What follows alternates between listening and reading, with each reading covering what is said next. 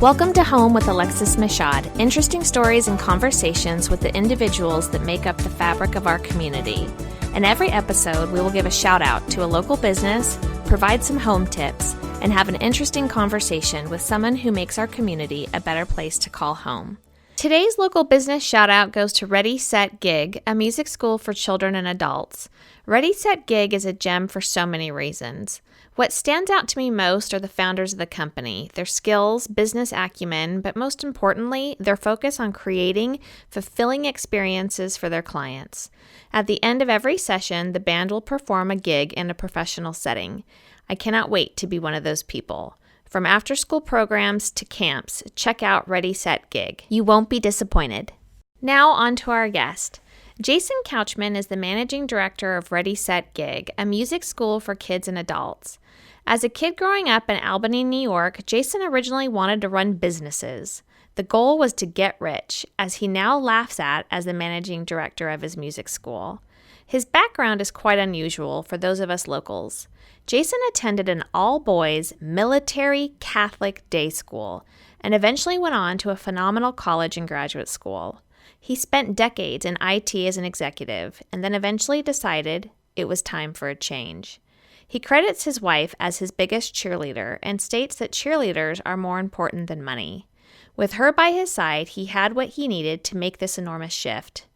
Jason talks about the ups and downs of being an entrepreneur, what it's like to learn an instrument for the first time over the age of 40, the feeling that comes when a song begins to click together for a band, and the absolute joy and energy that comes from performing on stage. If you have a dream and think it is way too out there to become a reality, you will want to listen to this episode.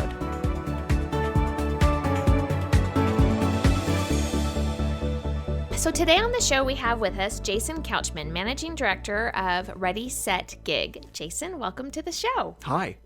Hi. We're sitting like 2 feet from each other. So, Jason, the purpose of this show is about people that make Las Vegas a better place to call home. And I've known your wife for years, but I hadn't seen her in a while. And then I get to talking to her, and in the same week, another guest we had on the show suggests you as a guest, and like the stars were aligning and coming together. Too funny. Now that I mentioned that I just said to you before we started, I can't wait to use your services. So, but before we jump in, the first question I like to ask anybody is, what did you want to be when you grew up? Oh, man, what a great question. Well, I did want to run businesses. That was always something that was of very strong interest to me. I wanted to get rich, I suppose.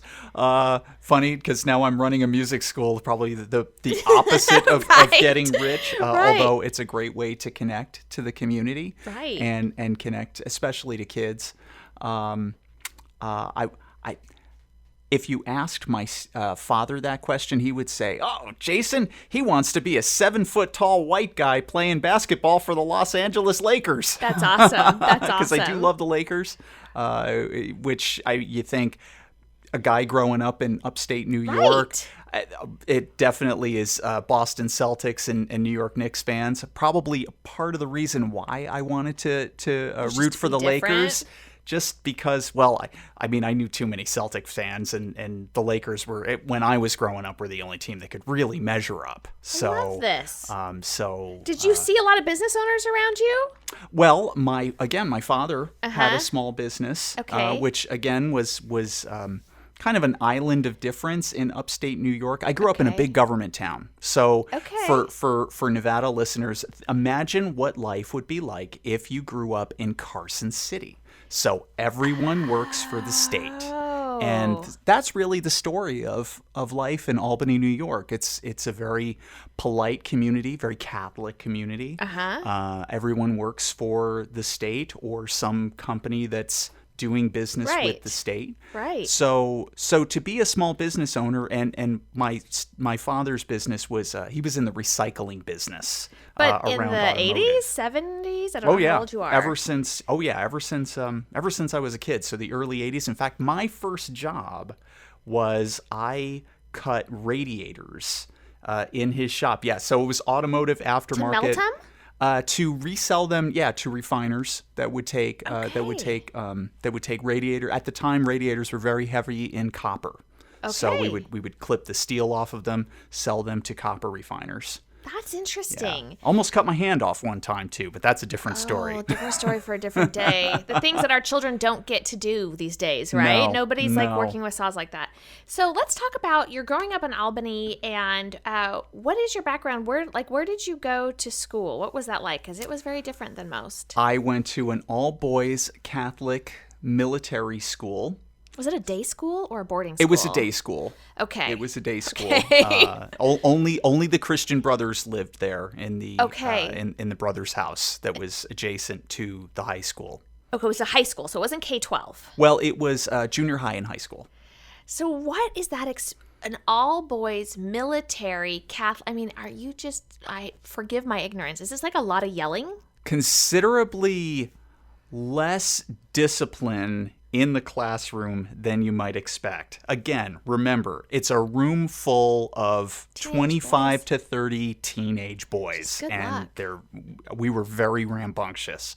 But yeah, there was a lot of military. There was a military element. It was partially funded by Junior ROTC, so it received funding from the U.S. Army. Okay. And we had drill practice every week, and all of the students had an earned rank from colonel all the way down. Whoa. Oh yeah, right? So does that translate into anything in real life? Like this rank, what is this? It's just a way to it's just rate. It's an order. The idea was there was a brigade. So if you think of the Army, yes, everybody's in the brigade and they're divided up into platoons and all the way down to squads, and so it was full on. I mean, we wore standard Army issue green uniforms, which at the time were more businessy. It was like a light green top with olive drab slacks, not like the camouflage that became more the fashion during like a Desert Storm, Desert Shield, some of those more military operations. Okay, so since people can't see you, I'm going to do like a quick description of the kid that went to military school. So Jason's sitting here with almost shoulder-length hair, facial hair, like you have this glowy skin, like you live on the beach or something. It's lovely. Thank you. And some sort of like super hip necklace. So I take it you didn't spend any additional time with the military post? Not really. Okay. Not so much. Okay. After college, I pretty much wanted to get about as far from that experience as possible, which is why I applied to Vassar. Right. So, yep, I'm a Vassar guy. Uh-huh. It's been for those thinking to themselves, oh, hey, wait a second, that's a girls' school. Co-ed since 1969. Right. Did Jackie Kennedy go to Vassar? I believe so, yes. I think so, Meryl too. Streep, Edna St. Vincent Millay, the famous poet. Okay. I'm not familiar, but that's amazing. Mm-hmm. So you go to Vassar, and what do you study? English. I was an English major, like pretty much everybody else. Okay. Okay. Like I am not seeing the path to your to what you end up doing for work for a really long time. Well, this is kind of a career 2.0 for me in a lot of ways. This one is, but before that. Before that, I was actually pretty heavily steeped in career 1.0. The English major, I minored in computer science. Uh-huh. And so for the first 20 or so years of my career, I worked as a IT professional, so a computer programmer, and then more of a systems administrator, then in management.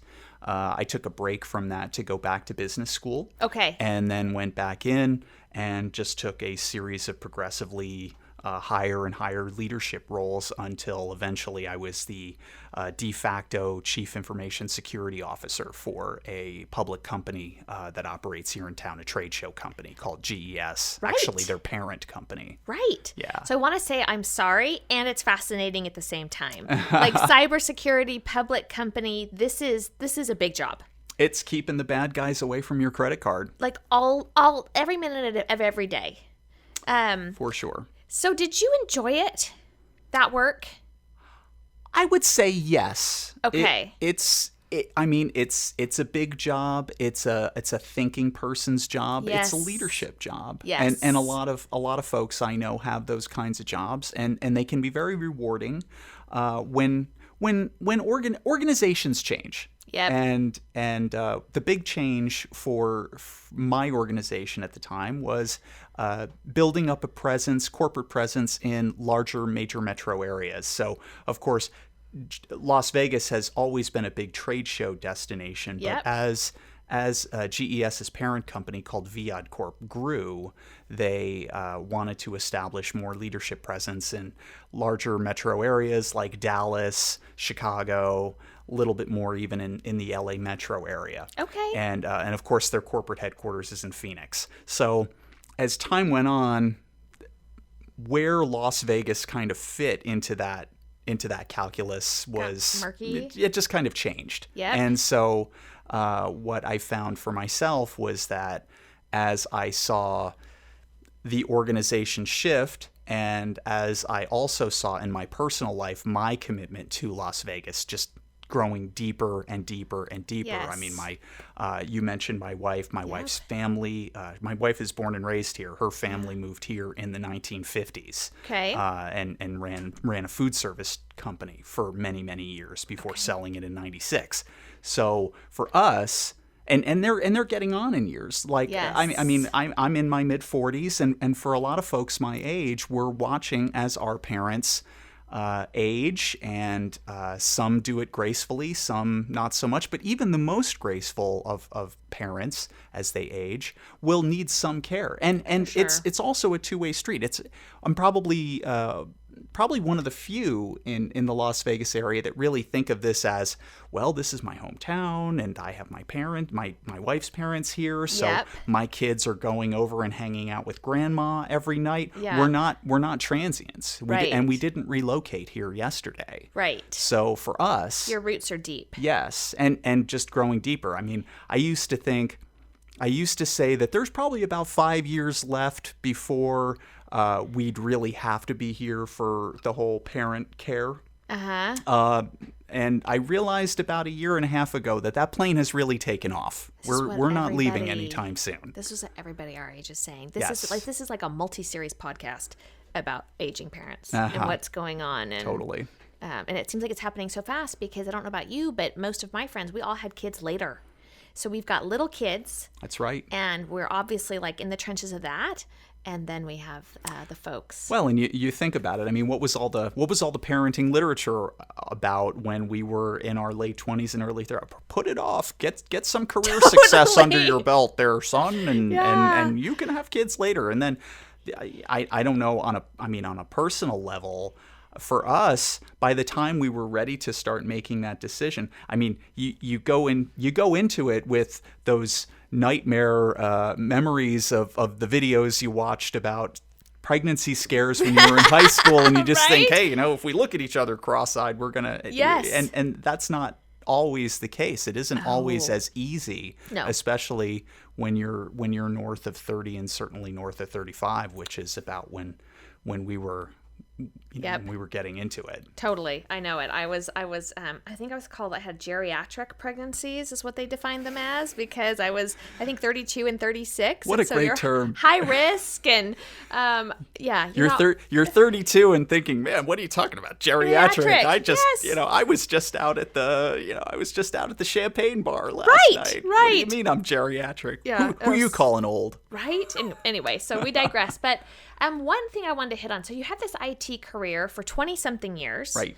And somewhere in there you consult and you start to write books. Is that right? That's right. That was in my early to mid 20s that I Okay. started doing that. And it was a really good move in terms of the experience led to the knowledge, which led to writing the books. I mentioned English major before, so this is look at this through the lens of a liberal arts English major's take on what it means to explore a technology career, and that's basically what I was doing. Okay. So the books dovetailed into the consulting. The consulting led to more books as well as training opportunities. And the books were about what?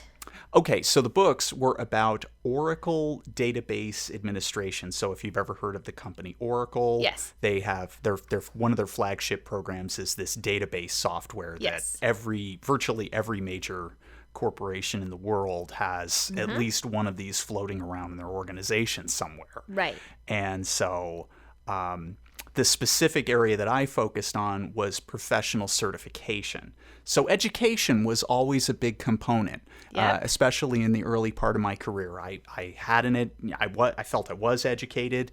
I enjoyed talking about what I did. Yes. I taught as an adjunct at a few different colleges and universities. Okay. So again, the books, it all kind of created this little virtuous circle of knowledge peddling. Right. And I ask you all of this because what you're doing now is so different, but I really like to look back to see how people got to where they are, because usually you can see all the little dots connect.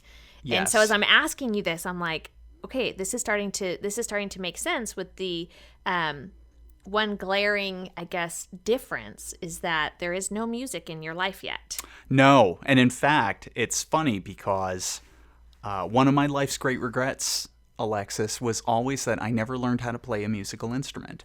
So my sister, meanwhile, was piano virtuoso, crazy brilliant with computer technology, even more successful on the career side than I was, and so and was also 10 years older than I am. So there was a little bit of an age gap where I could really, as the younger brother, I could really look back and just sort of be in awe of this, amazing, brilliant, beautiful young woman going off to college and then a big career, and all the while playing the piano and guitar and singing, but also doing these very deep, meaningful, intelligent, very knowledge-intensive types of things in her career. And incidentally, helped me to get my first job out of college. Oh, okay. So she was really instrumental both in helping me launch Career 1.0 and in planting the seed in the back of your mind, of my mind,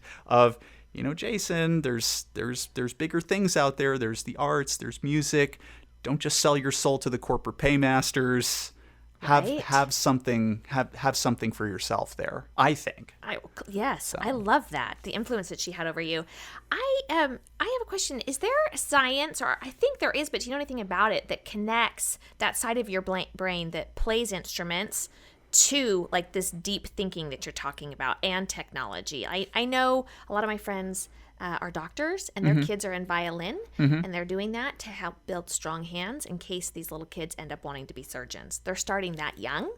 And so I'm wondering, though, with the brain, what do you know about that? Oh, there's a lot of science behind that, Alexis. Okay. And it's a lot of study has been conducted on the power of learning to play a musical instrument, learning to read sheet music, and all of those, the math involved. There actually is a surprisingly large body of knowledge, math-oriented knowledge, both in counting as well as just sophisticated mathematical equations behind the idea of why good sounding music sounds good. And it has a lot to do with really esoteric math, sine, cosine waves, and those kinds of things. Okay. So the other point you had made about doctors and violin, so music, especially performed music on played instruments, whether it's violin, guitar, even piano, drums, these are activities that do involve very fine motor skills. Yes. So there's, again, a lot of science around the idea of, hey, if I learn how to move my hand quickly up and down the fretboard or up and down the neck of a violin and learn those not identical motor activities in left and right hand, but symbiotic and complementary motor activities as they work together, that type of mental hand-eye coordination really can lead to, as you had said, surgery later in life, other types of activities like that. Absolutely. That. One of my daughters was in kindergarten last year, and her teacher said to me, does she play outside a lot? And I said, yeah, she's outside all the time. She's I don't want to pigeonhole a kid, but she's super athletic. She's running, she's jumping, she's into every single sport. And so she said, so she's not inside a lot, like playing with Legos or anything like that. And I was like, no, not too much. I have to drag her inside. She goes, yeah, her hands, her motor skills are a little bit lacking because she is an outdoors kid. Now, if she was into video games, which I'm totally against, then she would have decent motor skills with her hands. And I thought, oh, that's so interesting. Like I've always wanted my kids to be outside. Anyway, so you better bet my kids are coming to you soon. And we're all going to start playing. So let's talk about that. So you decide it's time for a huge change. And why the change? Because it's enormous. And then how did you settle on, I mean, you're going to leave your career for some reason. And then how did you settle on this exact company, which is so cool? I know. What a crazy idea it was, Alexis. Well, first of all, I spent a long time, we're talking years, before I left my job as an IT executive at GES before moving on to the next phase. Okay. And but once I finally made that decision, I know for me it was very important to have a cheerleader behind it, and my wife has been a great one. I wrote an article on LinkedIn not too long ago about what I thought were the four most important things to have in your orbit, I guess. So what were they?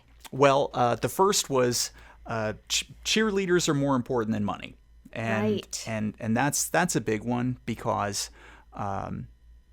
if you're like me or like a lot of people, there are gonna be those times when you are plagued with self-doubt. I mean, say what you want about all these Brian Tracy seminars and Dale Carnegie and the mega personality CEO that we all think of when we think of the founder of super successful company. Right. And the reality is that, at least from my experience thus far, is yes, there are a lot of days when I feel really good. Like today's a great one. We had a lot of great media coverage today. That we were coming off of a really successful summer. But every day is not today. That's right. Some days you get bad news, and it really takes some cheerleading to get back into it and focus on the task at hand. And I'm fortunate. At the same time, I decided to break out of what I was doing and take on a new direction. Stacy, my wife, that you know, also decided to redefine her business relationship and as an independent contractor for the law firm that she's at. So we really had this we had this sense of solidarity. We're in this together, you and me against the world type of thing. And that more than money. Yep. Because of course you can't start a business without seed capital, but seed capital is never enough. You need cheerleaders to give you clarity. Absolutely. It is a roller coaster of entrepreneurship, owning your own business, being your own boss. It's new to me. It's new to a couple of my friends who we were all corporate people for 20 years. And we've all said the same thing. There is an up and down that was totally unexpected. Because what we came to the conclusion of earlier this week was even if we had a down day, we still got paid. That's right. And so you just learned as you got older to handle the bumps and the bruises because you just did. This is so different, but I wouldn't want to go back to that former life. Me neither. But having that cheerleader with some clarity, because we can take it personally. Even if you don't think you're that kind of person. I don't know what it is. But anyways, I'm just saying, yes, I totally get it. It's been eye-opening to me as well. Absolutely true. So for me, when I left, I hadn't even still completely formed the idea that opening a music school was going to be what I was going to do. Right, because who does? Who does that? I know. Well, I mean, officially, the reason was I'm going to go back to consulting. Okay. I had for the thing that I had done most recently as I was exiting was IT compliance, regulatory, the intersection of technology and the law. Yep. In a lot of cases, yes. and there was a lot of demand for that, particularly at the firm that I was leaving. And so, 3 days after I left, I had a consulting agreement to come back to to finish up some project work that I was on. I had a few other clients that expressed an interest in that type of work, and so officially that's where I was going. But in the back of my mind, I was still thinking, I had started playing guitar in about 2015. And what does that mean? Did you get a teacher? Were you online?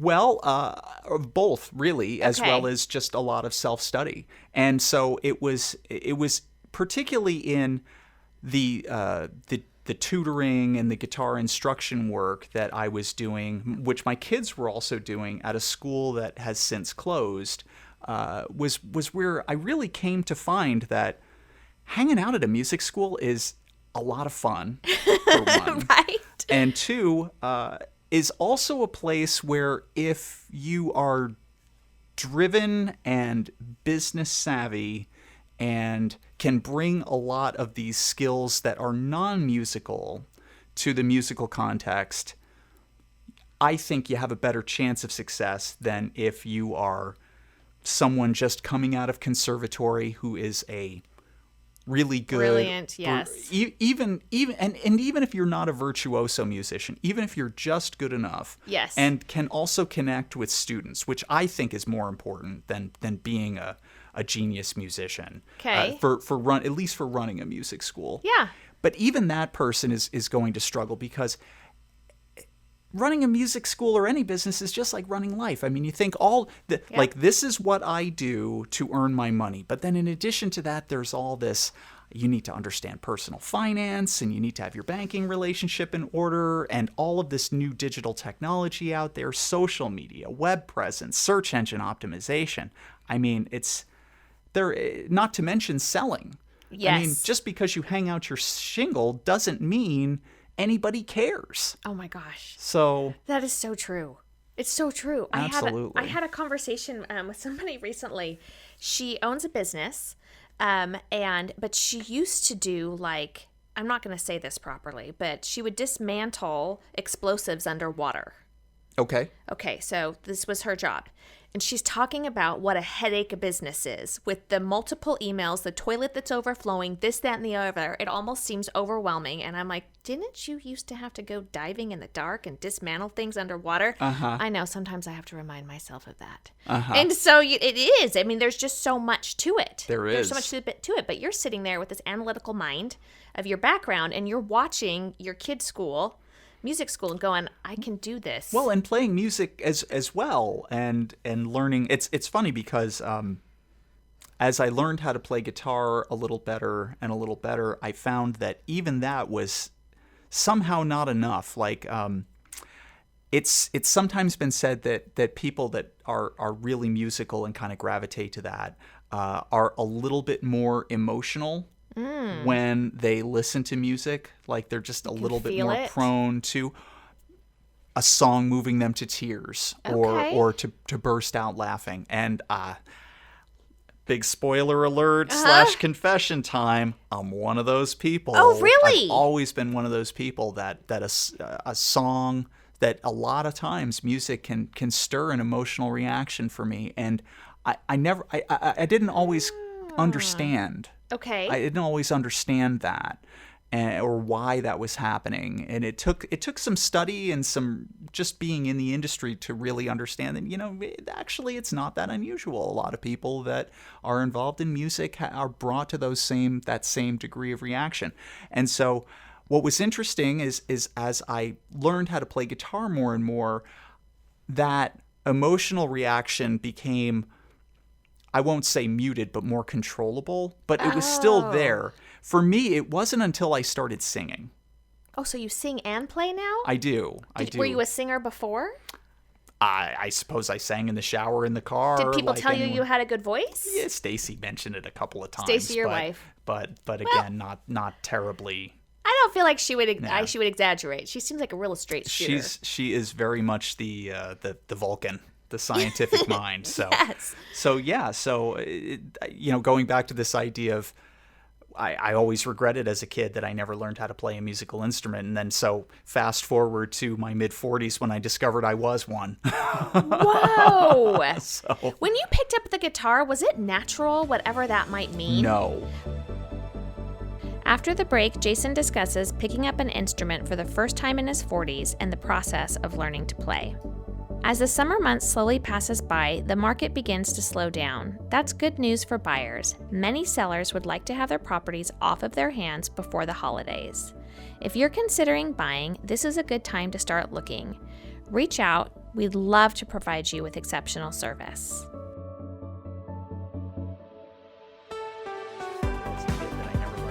Musical instrument, and then so fast forward to my mid-40s when I discovered I was one. Whoa! So, when you picked up the guitar, was it natural, whatever that might mean? No. Okay, that makes me feel good. It's not something natural. It's not like you're going to pick this thing up.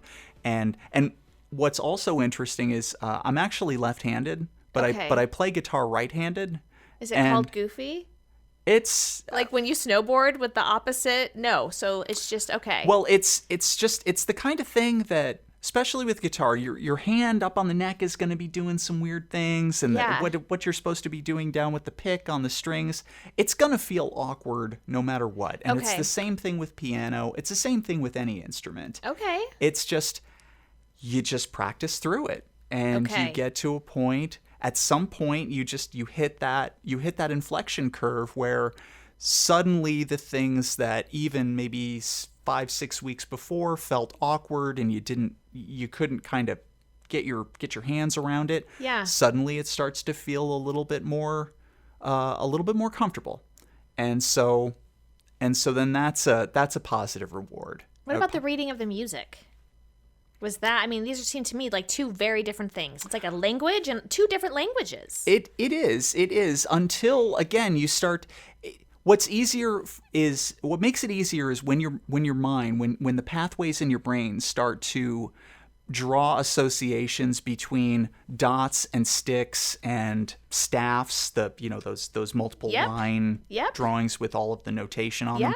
When you start to draw those associations between what you're seeing and what it sounds like and what it feels like. Okay. So you're drawing your mind creates those mental pathways between the visual and the audio. Okay. And at that point, once you start to build those associations, and plus it's also tactile. So it's really it's kind of a three-way match. Right. It's what you're seeing, it's what you're hearing, it's how it feels. What you're doing.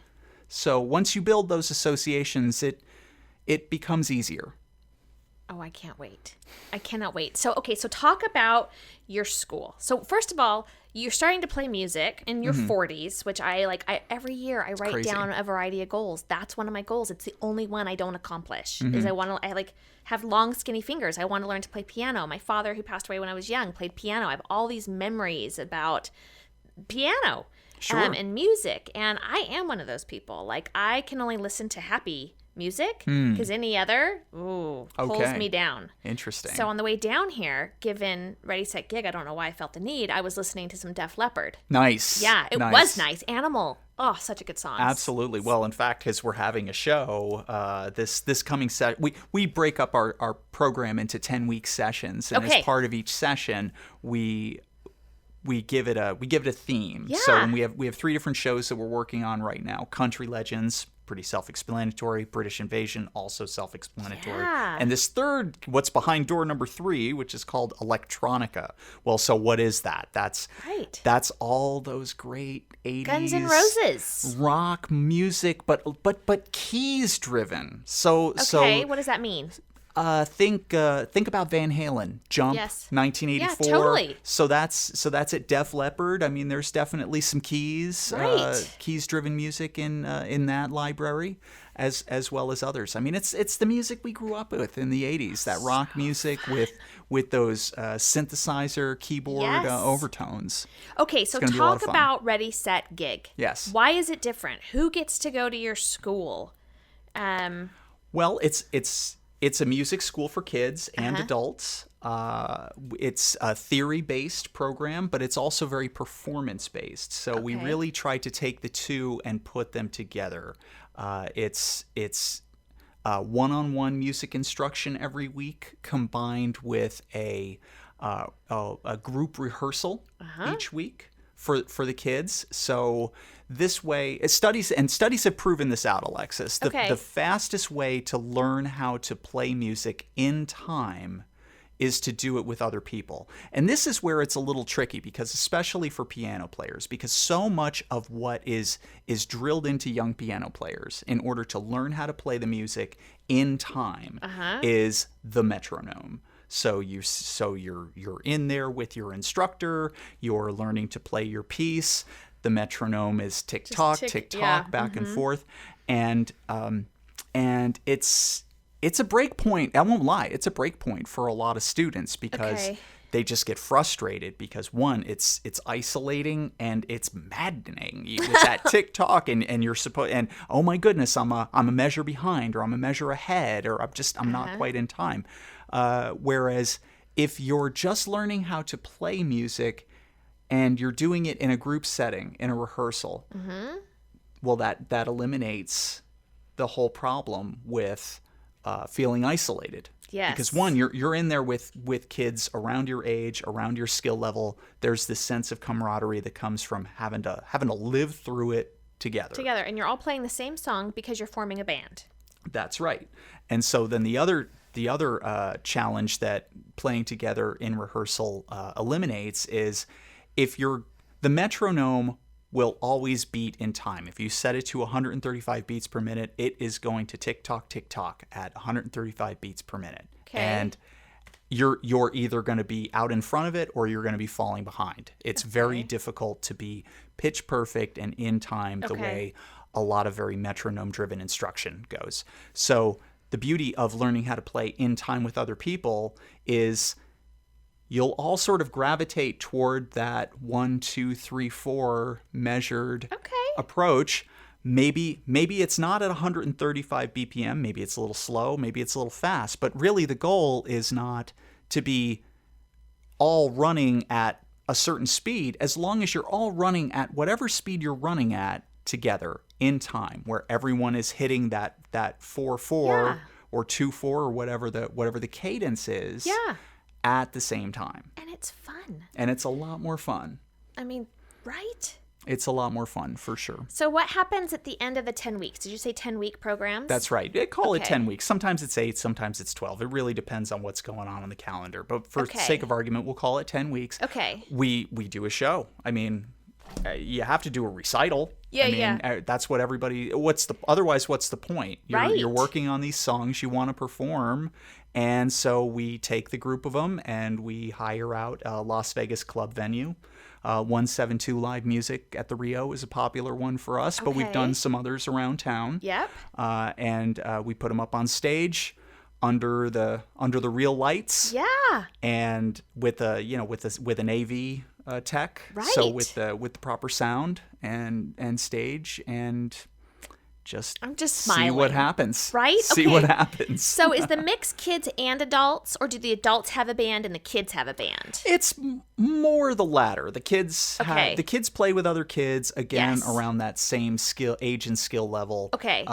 From our entry level, we call it our opening acts. That's kids 7 to 13 for all practical purposes, maybe 7 to 10. Okay. And then our headline program is more like middle school through high school, and then we do have an adult program that is more for adults. There's limited amount of crossover, mostly because as our program grows, we do still have some gaps, and maybe this song has a guitar player, a vocalist, and a bass player, but not a drummer. Okay. Or there's some other instrument that's missing. So we will supplement with an instructor who obviously is an adult. Right. And that helps to just round out the sound and keep everything positive and moving forward. And the kids like it because, of course, over the many weeks that we do the rehearsal, their instructor is in there right next to them playing the song, giving them direction. They form a bond. Yeah. What's been, so when I was talking to Stacy, your wife, about this, and Stacy and I, we used to work in the same law firm together, but I'm talking to her about it, and she was just, from the business perspective, I was like not knowing you and cheering you on. Like, you guys have done That's very kind. wildly well quickly. And like you said, things can change, but knock on wood, like you've done incredibly well. The people are coming, the kids are coming, all these summer camps. So in this short amount of time, less than a year, is that right? That's right. Less than a year.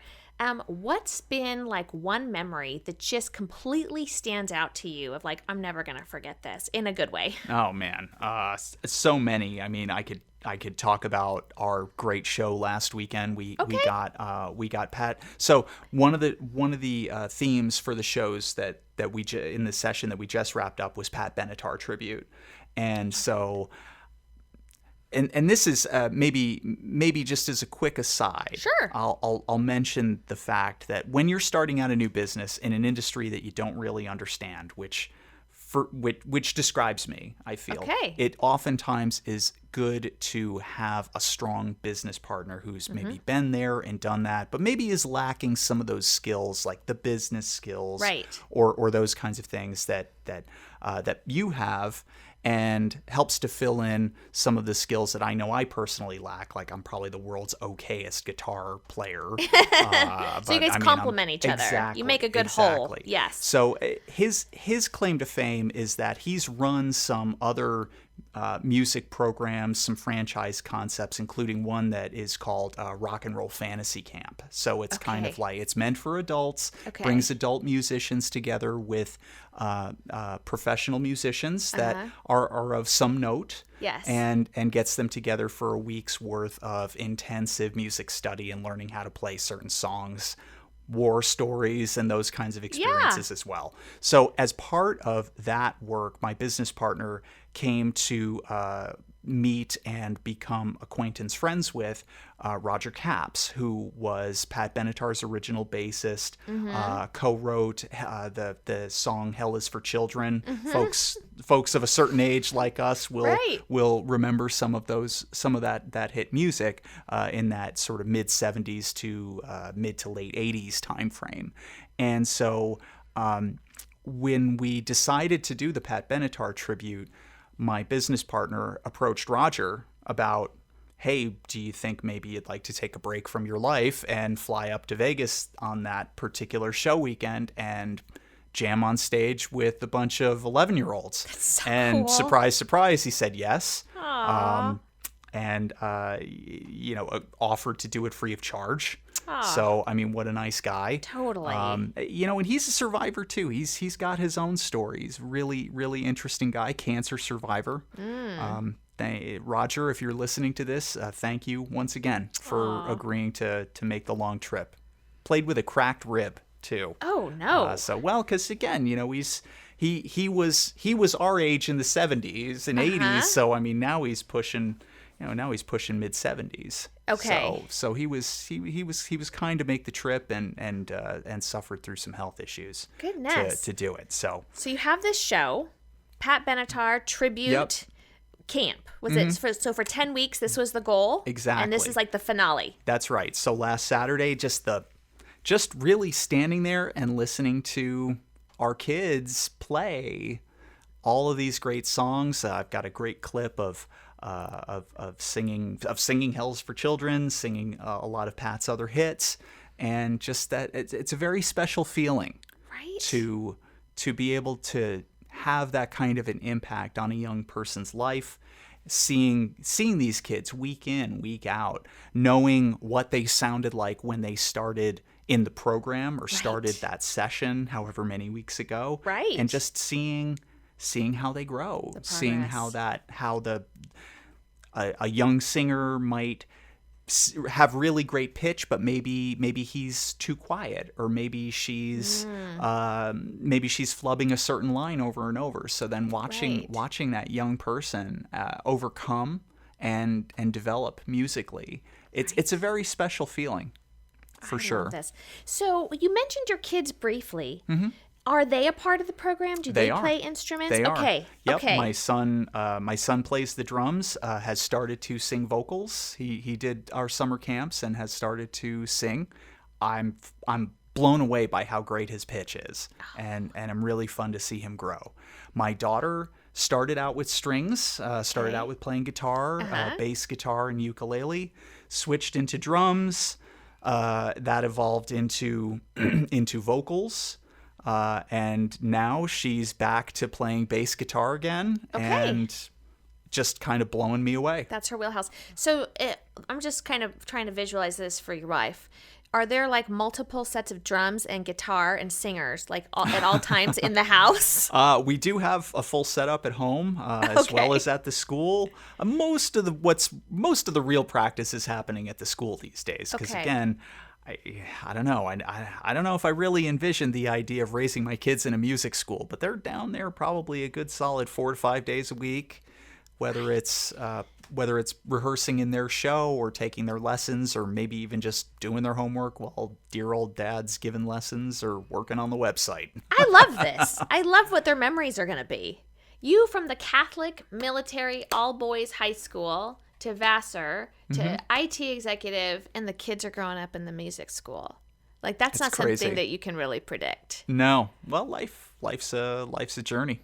Life's a river with lots of twists and turns. Right? So I want to go back, if I can, if you want to talk about it. So you wrote an article on LinkedIn. I'm sad I didn't read it yet. And you had 4 points to it. And one was that you need a cheerleader. Well, it depends, too. I mean, for if someone were looking to jump into starting a music school, as an example, I'd mentioned earlier when you think about instructors, because you can't teach everyone. Right. Music instruction is uniquely personal. An individual that's looking to learn music forms a bond with their instructor. Some people connect very well, others don't. Okay. So really, probably the first biggest lesson that I learned was the best musicians do not necessarily make the best music instructors. That's life. Right. Athletes and those who teach. Exactly. Exactly. Yeah. And again, because the last person, and this is especially true for an adult learner, if you do take us up on that offer to come down for some lessons at the school, which is the door is always open. Okay. Alexis. But the key thing to remember is that, especially as an adult learner, you're going to quickly come to a point where you don't appreciate sitting there with virtuoso pianist who is excited to show you all the great chops and moves and things that they can do. When meantime you're just thinking, hey, I just want to be able to play these 4 chords because I want to be able to jam on my favorite 80. I want to play Jump with my child and have them sing along. So best musician, not the best instructor. Another key thing really is line up your seed capital early. That was a big mistake that we made when we were first getting going. That I waited until, and again, after a 15-year career at the last place, I mean, they set me up very well. I'm very grateful for the time that I spent at Viad Corp and GES. They did very well by me financially, and so. But the downside of that was maybe I was a little too comfortable thinking, hey, I got this money and I'm going to borrow a little bit of money, but I'll deal with that next week. So it was always this sort of, I'll deal with it next week and lining up the rest of the seed capital that I needed for getting things going. So come to find myself about halfway through negotiating for the commercial lease. Yes. And I still didn't have the other half of the money that I needed. Right. And so I figured, well, maybe I should go to the bank. And get to the bank, and it was a really awkward feeling when you sit down and they kind of look at you like you have 9 heads and are like, well, we don't just lend out money unsecured. Right. You need to do this and this and this and this, and we might be able to give you. I was looking for about 100 to borrow at that point, and they're like, well, we might be able to give you 10 or 15. You're like, never mind, it's not worth my headache. Yeah. What am I gonna do? Right.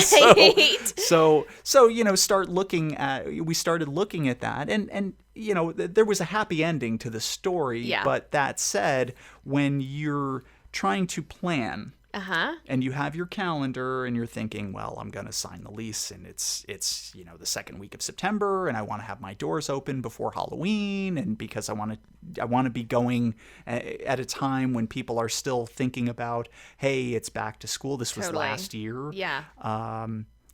You want to move at a certain pace. And so when these other factors start dialing in, like, yes, we will lend you the money, but it's probably not going, you're not going to have a check in hand until maybe Thanksgiving if you're lucky, maybe first of the year if you're not lucky.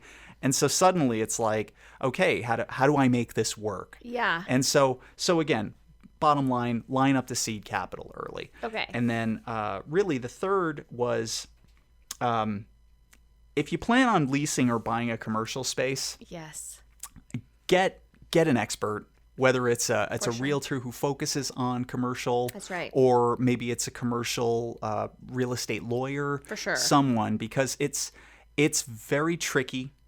Landlords are, especially in this valley, are notoriously tough to deal with. A lot of them aren't here. These are huge companies that own these big places, and they don't like to bend on anything. No, and they're very onerous leases. They're very long leases, right? With lots and lots of terms. And there's surprisingly little they will budge. They're going to budge on. And this, unless you've done this maybe 3 or 4 or more times, that's right, you're not going to know what you won't know what you don't know. Yep.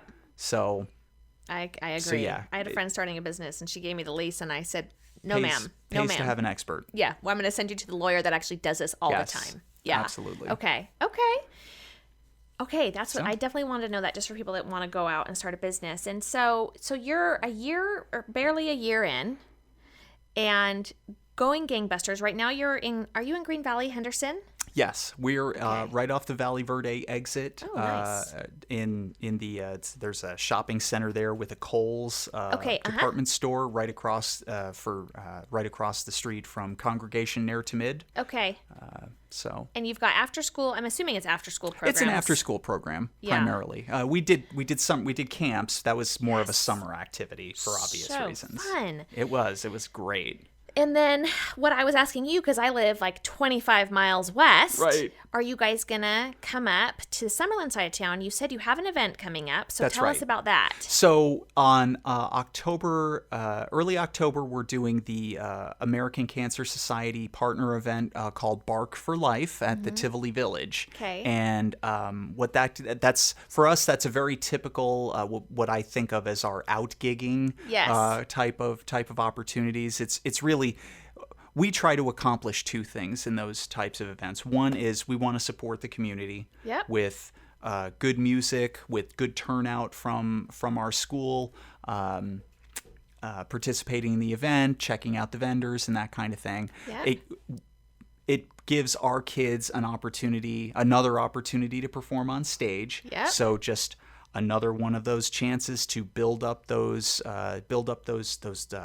skills. Yeah. Make it aspirational. This is something for a kid to focus on. Oh, hey, it's another chance to jump up on stage. I better practice a little bit more because maybe my solo doesn't sound quite up to par. So it gives them that extra incentive to keep practicing, to keep working toward it. And also, obviously, cancer is something that's affected my family. I know it's affected a lot of people's families. So and who doesn't love pets? That's right. It's quite a combination. We love our pets. This is like phenomenal advertising, but also fun. Big chance to kind of get out there and really just gauge interest level and start getting our name out there on that side of town. Okay, so there's 3 Michauds that are interested. That's my family. Super. And then so you're so new, but you're doing so well. I feel like next summer in particular, you're just going to explode, right? You're going to have this momentum behind you. Sure hope so. I mean, it's funny that you had mentioned it's been on your to-do list. Yes. We see a lot of demand around the first of the year. It turns out going down to the gym is not the only thing that people put on their New Year's resolution list. Learning instruments is kind of right below it. So I figure we'll see probably there's back to school. There's a back to school wave. There'll be a 1st of January wave. And yeah, by probably about next summer, I'm hoping. Yeah, right. Folks turn out enough to kind of get this, to get the Green Valley location just in really good shape. And I mean, and I'm always looking at the websites out there for commercial property just to try to gauge. Yeah, and I've got an idea in mind, some ideas like about where it would go. Probably somewhere around Summerlin Parkway, one of those exits, just because that's where you can pull from northwest and the southwest, and you've got the right demographics there. Absolutely. So, if you could dream up anything, what does Ready, Set, Gig look like in 5 years? Certainly multi-location. I've got I keep my eye on there's a really great California business that's out there called Rock Stars of Tomorrow that I think has a really great kind of regional model.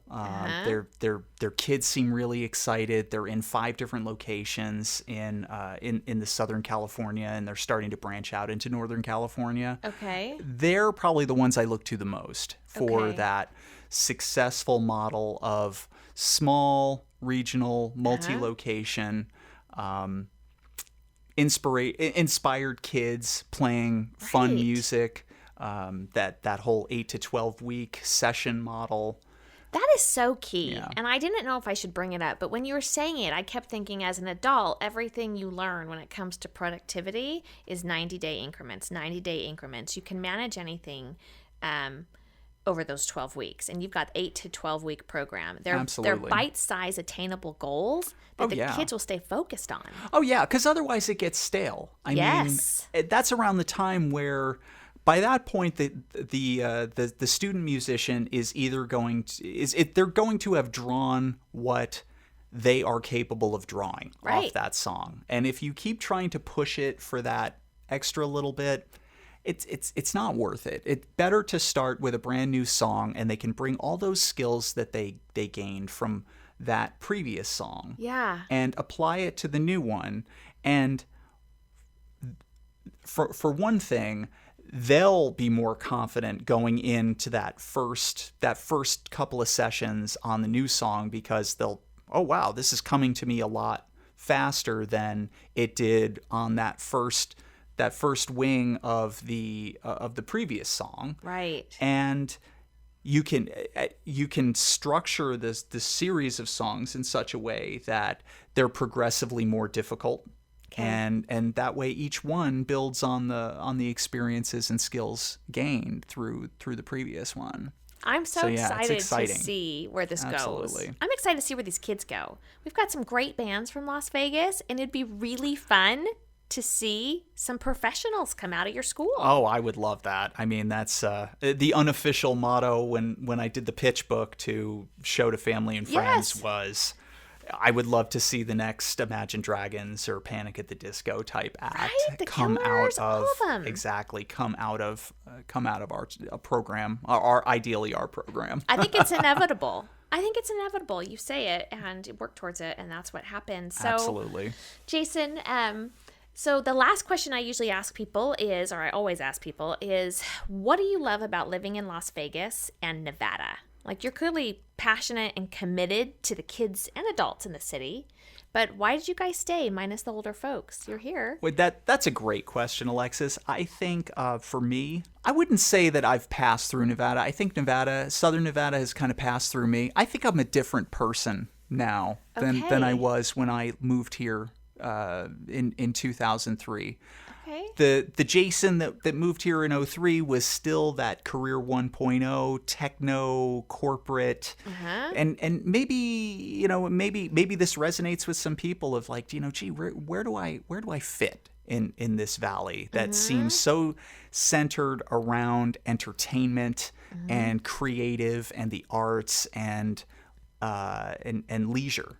A leisure industry, right? And the Jason sitting before you now has really had that pass through them. I'm all in on entertainment and music and creative, and helping kids grow up and be part of that experience here. So what I love about Nevada is just that this is an entertainment mecca. There are so many people that I've met that, oh yeah, my dad plays, a great example. So one of our students, his parents, or his dad especially, plays, I believe, the drums in the Donnie and Marie show that just closed up. Mm-hmm. And so he similarly wants to raise his kids in a career in the arts, and he has trusted us. He's bringing his kid, who's a great keys player, piano player, by the way, and has trusted us to help bring his son to the next level, both in terms of capacity to play ever-growing complex pieces, as well as to get that opportunity to build stage presence through our end of session events. Man. So it's I mean, and to think, I mean, if could we do it somewhere else? I mean, sure, I suppose. I mean, there's performance venues everywhere, but I feel like Vegas is special. It's really special. I mean, 40 million tourists can't be wrong every year come into this valley. Keep coming. Absolutely. I appreciate that. And I love that you said that. Your answer was very different than everybody else's. I really like it. So I like everybody's answers, don't get me wrong. But that was just, it was a very different perspective in a good way. So, great. Jason, we are lucky to have you in this community. You are making a great impact on a lot of people. And I love your story. Thank you for sharing it. Thanks, Alexis.